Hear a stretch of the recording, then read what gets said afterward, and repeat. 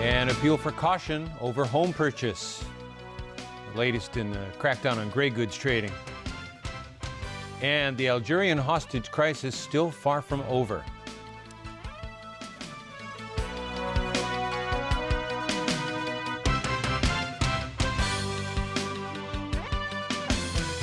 Good evening. Housing Chief Anthony Chung has advised aspiring home buyers to consider carefully before venturing into the property market as prices remain high. And as the government continues to find ways to boost land supply, there are concerns it may face difficulty doing so, especially over the redevelopment of the Northeast New Territories. Our Evelina Lung has our top story. There were about 30,000 applications to buy 5,000 second-hand home ownership scheme flats without the need to pay a land premium. And there were about 45,000 applications for 900-plus subsidized units at Greenview Villa in Qingyi. This as private housing prices remain high and beyond the reach of many aspiring homeowners. Today, Secretary for Transport and Housing Anthony Cheung called for caution. He said homebuyers have to bear in mind that owning a home is a long-term financial commitment, and they shouldn't purchase one if they are not ready. Cheung also reassured them housing supply will increase, but it will not happen overnight. Even if the government decides today that we should provide a certain number of subsidized housing or public housing, it takes a few years for the actual buildings to be constructed. His views were echoed by Secretary for Development Paul Chan during an interview with TVB News Today. On suggestions for the government to use plots of land on its application list for public or subsidized housing, Chan simply said it's not feasible. About 8 of them are of very small size. Each of them can produce less than 60 units. So for these parcels of lands, it is not appropriate for development into public rental housing or home ownership scheme.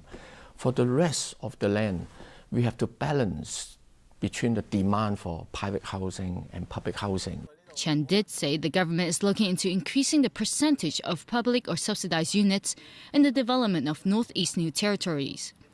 To do this, the government will have to buy land from private owners or developers who own more than half the land there. But there's a catch.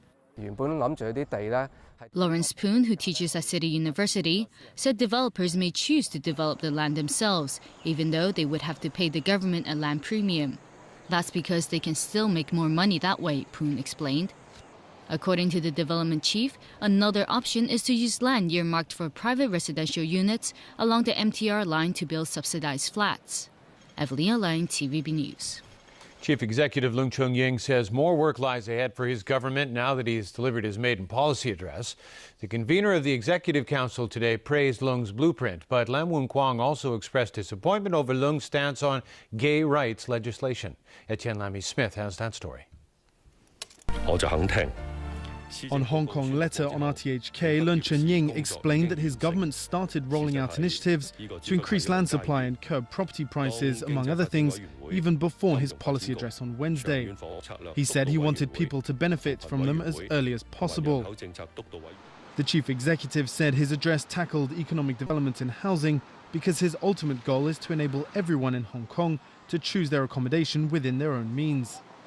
Leung said he's willing to listen to the various stakeholders who've spoken out about his blueprint for the next 5 years. He said more work lies ahead and that the government will wait for recommendations from the various committees that he's setting up. Executive Council convener Lam Woon-kwang called Leung's policy address brave.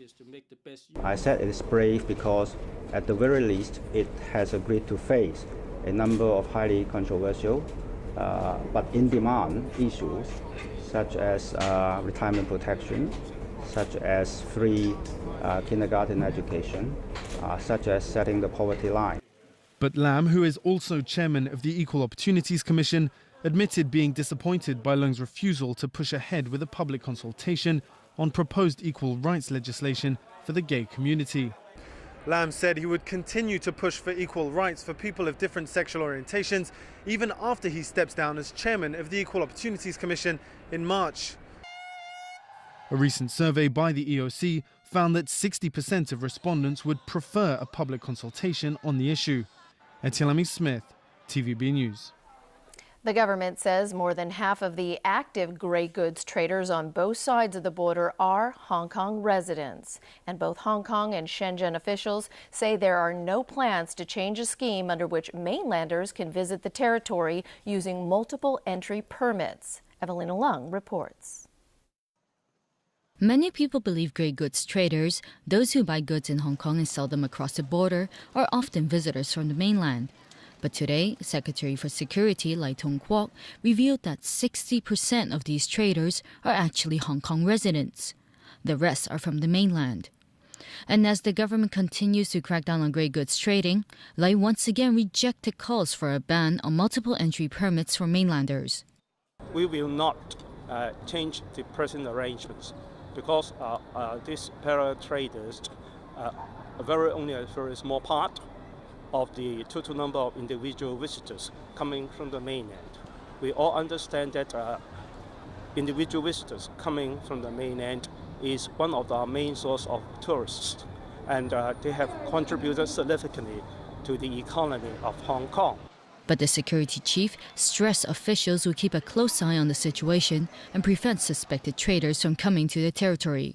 More than 1,000 multiple permit holders have been refused entry since the government crackdown began in September because they failed to explain the purpose of their visit.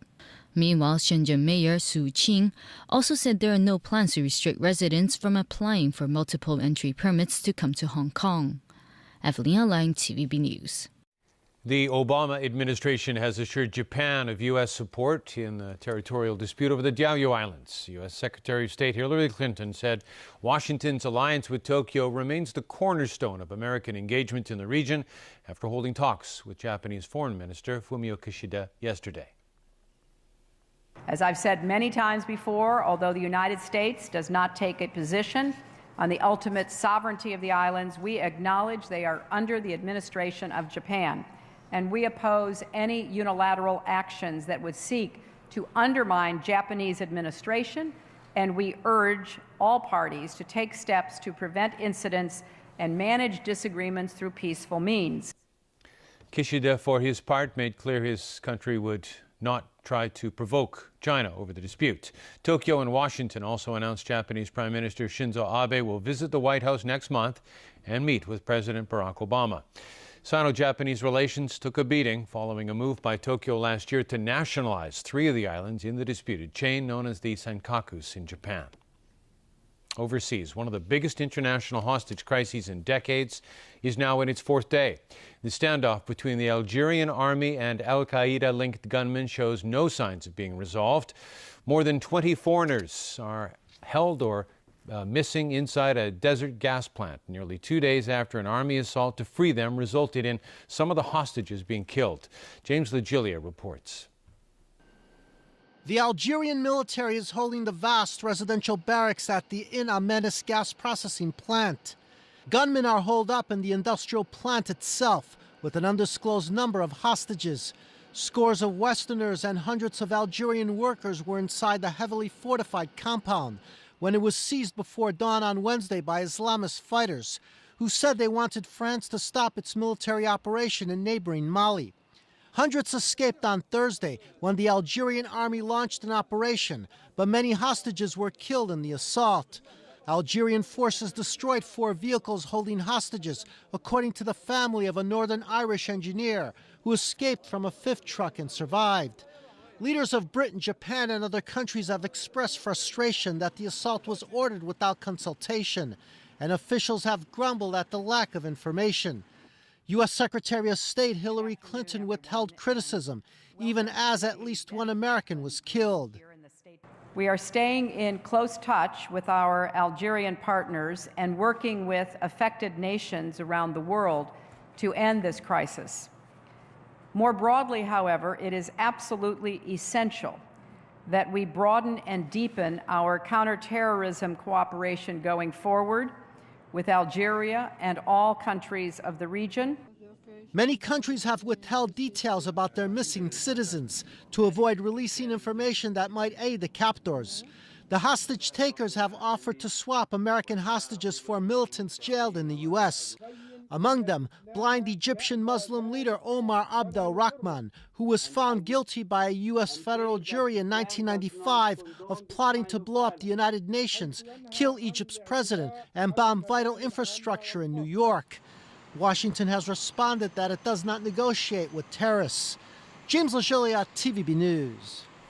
In other news, heavy snow has hit many parts of Europe, worsening already heavy traffic. Snow plows worked round the clock to clear roads and streets here in Moscow. More snow is due in the coming days, with temperatures expected to remain well below freezing. In Kosovo, dozens of villages in the mountainous area around the western town of Pek were blocked yesterday, following 3 days of heavy snowfall. Forecasters say the snowy conditions are expected to continue. And in London, Heathrow Airport yesterday shut down both runways at times. Hundreds of flights were canceled because of a snowstorm that has caused widespread travel disruption across Britain. And still ahead in our newscast, anxious parents seeking a primary one school place for their kids. The head of Russia's Bolshoi Ballet speaks out over acid attack. And part 2 of the Lance Armstrong interview.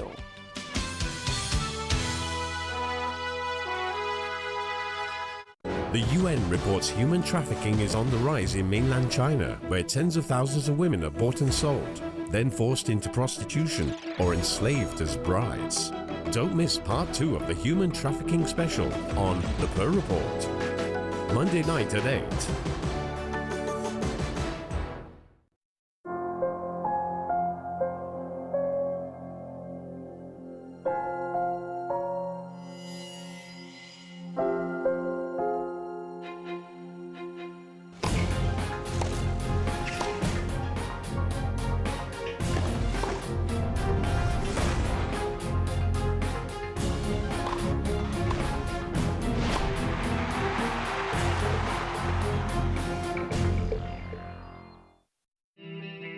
They say life is a journey. I was taught how to walk since I was young. I found success along this direction, but as I grew more confident, I understood myself better. Confidence drives me to realize my goals.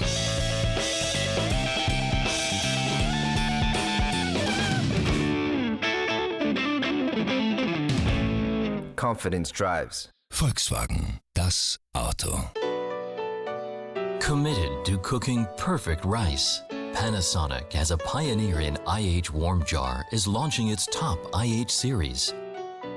Its 5-layer inner pan, expansive 6-level IH strips, and high-caloric steaming all ensure delicious rice. Our IH technology leadership guarantees perfect taste. Panasonic Steam IH Warm Jar. Panasonic, ideas for life. 打开才有空间，打开才能充实。